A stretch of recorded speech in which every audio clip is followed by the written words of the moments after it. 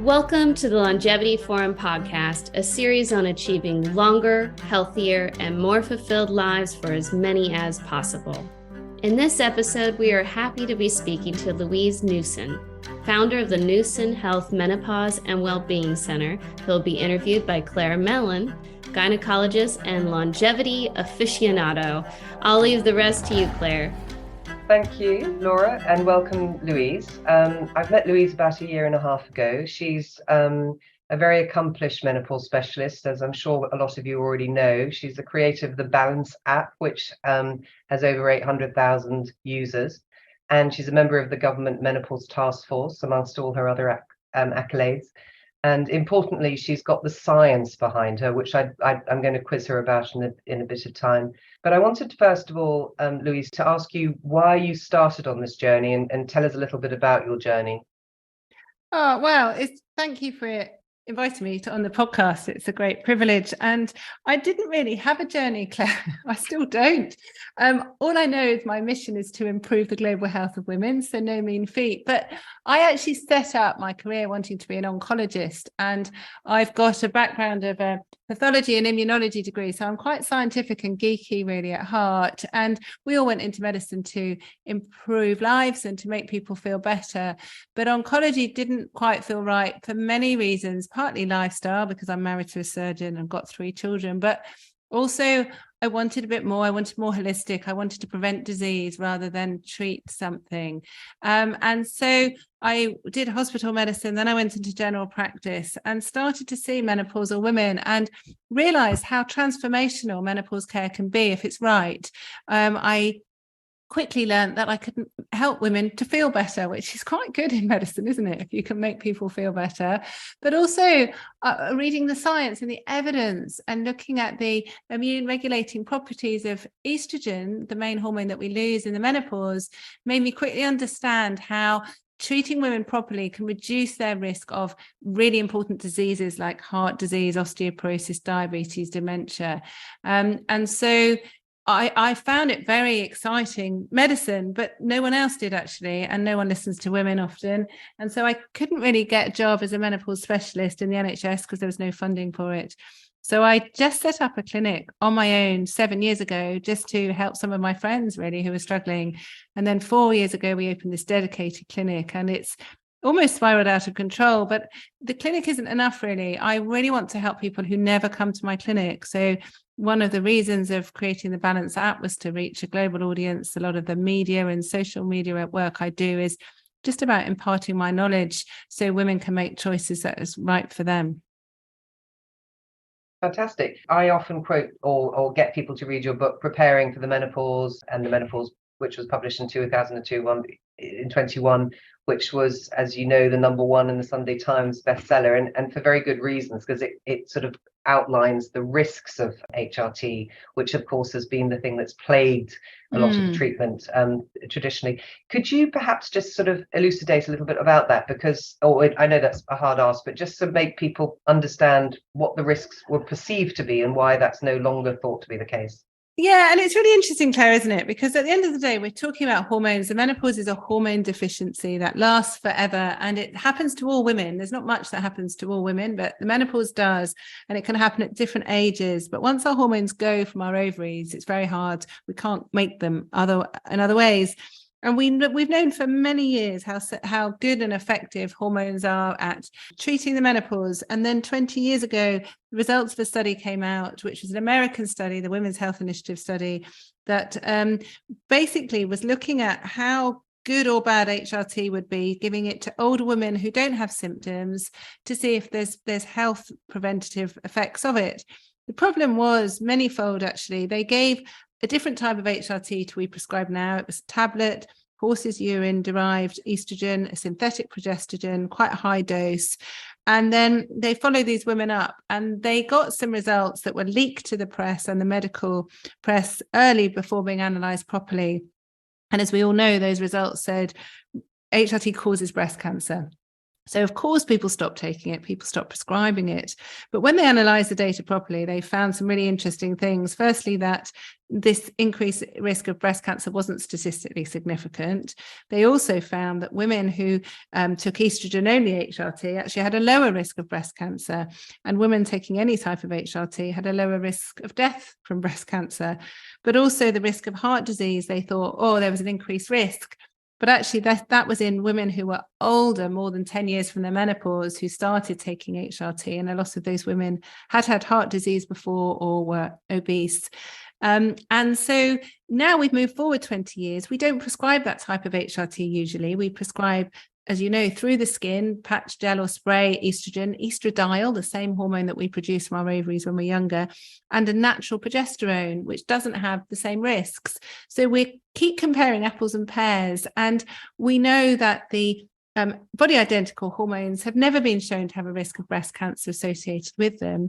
But we know that any type of HRT has benefits for cardiovascular risk reduction, for osteoporosis, for bone strengthening, for reducing risk of dementia and type 2 diabetes.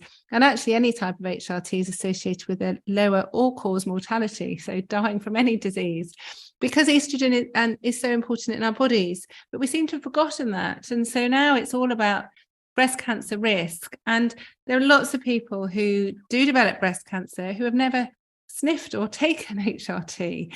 So there are lots of reasons why people get breast cancer. But we have to know also, or remember, that worldwide, the commonest cause of death in women is cardiovascular disease. We have a treatment that reduces risk by 50%, yet women are not giving it because they're worried about the risk of breast cancer, which, like I say, wasn't even statistically significant in this study.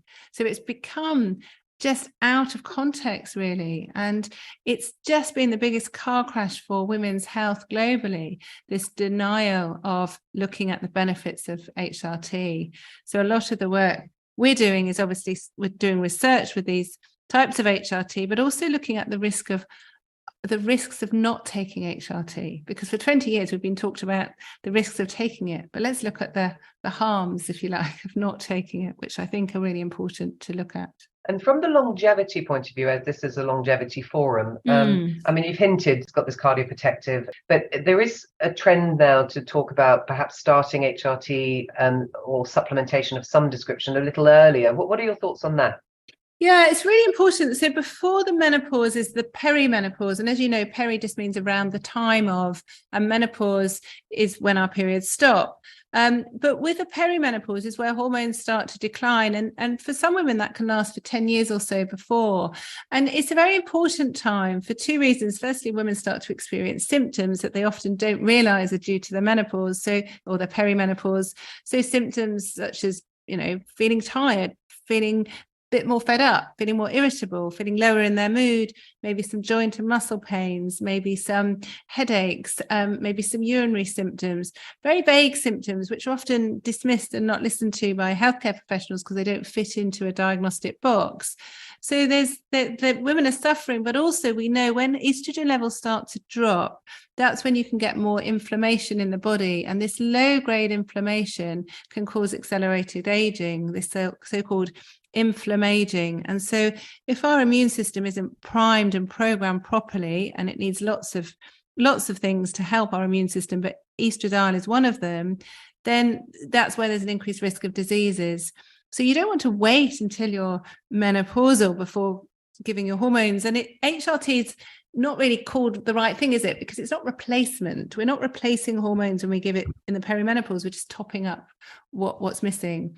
And so actually the earlier you start it, the less suffering of symptoms there would be, but also the optimization for future health. And this is where longevity is so important, of course, because it's not a number that we die at. It's what our journey is like to get to that number.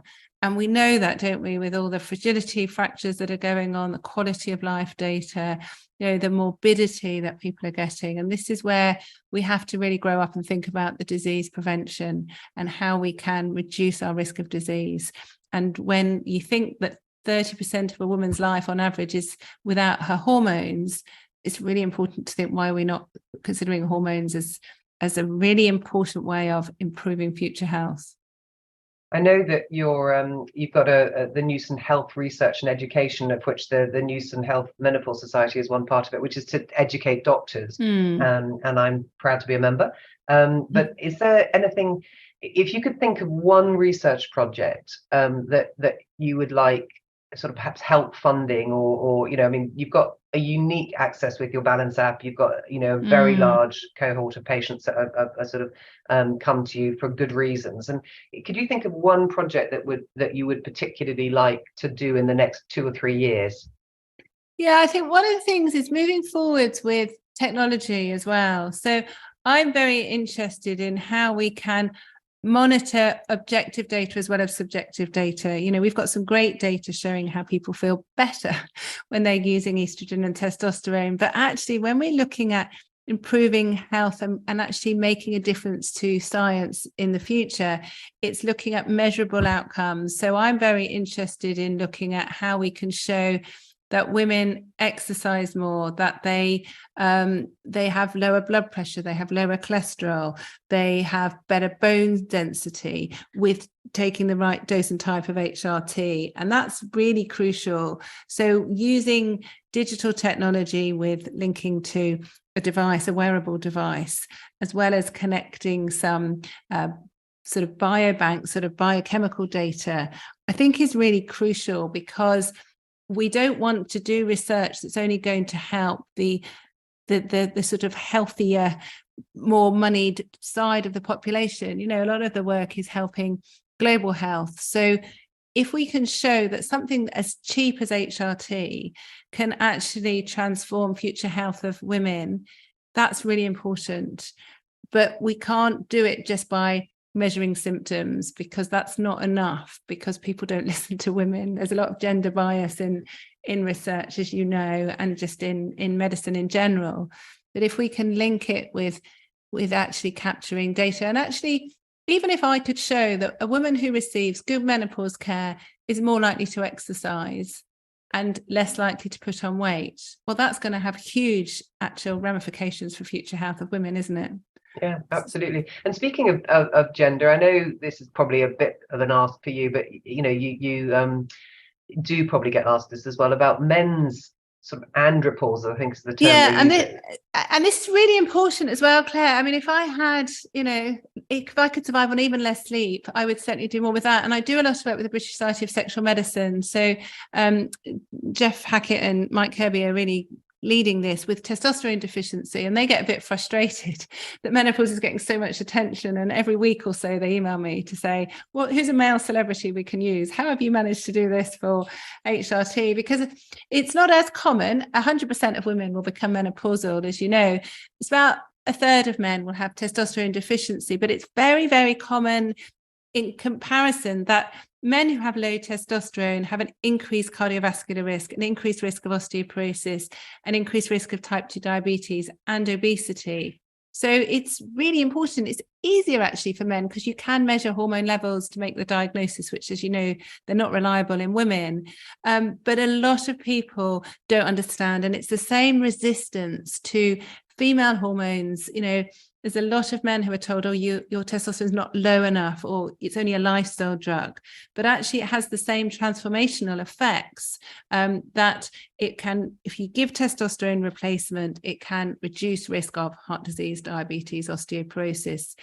So absolutely, I think it's really important that we look at all hormones, as in sex hormones. We've done so much data in the past and research on glucose and insulin and pre-diabetes. And, the menopause and the andropause are metabolic, they're cardiometabolic syndromes. And I think for too long, we've been thinking as the estrogen, progesterone, testosterone in women is something our ovaries produce, and testosterone is something that the testes produce. Of course it is, but we have to remember that they're biologically active hormones all around our body, whether they're in a man or a woman. So I think doing a joined up approach where we're looking at research for men and women would just be phenomenal, because there's so many analogies. And when I lecture for the British Society of Sexual Medicine about female hormones, and someone else like Jeff or Mike lecture on male hormones, it's exactly the same. You could just change the sex, but it's the same pathological process that's going on, but we just don't talk about it because people don't want to understand somehow about sex hormones, and I don't know why. Yeah, great. And then I just want to sort of thank you really for definitely in this country, you brought menopause to a lot of people's attention, which I think has been extremely helpful. And I think, I'm hoping that by being involved in the Longevity Forum, that the menopause is regarded not as a sort of, a black and white, you're either in it or you're not. It is the longevity of keeping women and eventually men, as if we get this into the right forum, healthier for longer and more functional for longer. Thank you. Yeah, absolutely. And I think it's so important that we don't just brush it under the carpet. And too many people think about menopause as just an old annoying woman with a fan. Let's forget how she's feeling. Let's think about this accelerated aging that's going on in her bodies without hormones. Think about it differently. Well, I've definitely personally, started taking hormones again, not because I have got hot flushes, it's because I want, from a longevity point of view, to feel better. Having sort of stopped it because the Daily Mail felt that it was all very dangerous. So, no, I'd very much like to thank you for that. Well, thank you, Louise, for being here and being so helpful. And I'll look forward to seeing you at the Longevity Week. Thanks very much for inviting me. It's been great. We are very grateful to our sponsor, Juvenescence, which has made this podcast possible as part of Longevity Week 2022. For more podcasts, visit our website, thelongevityforum.com, or follow us on Twitter, longevity_forum.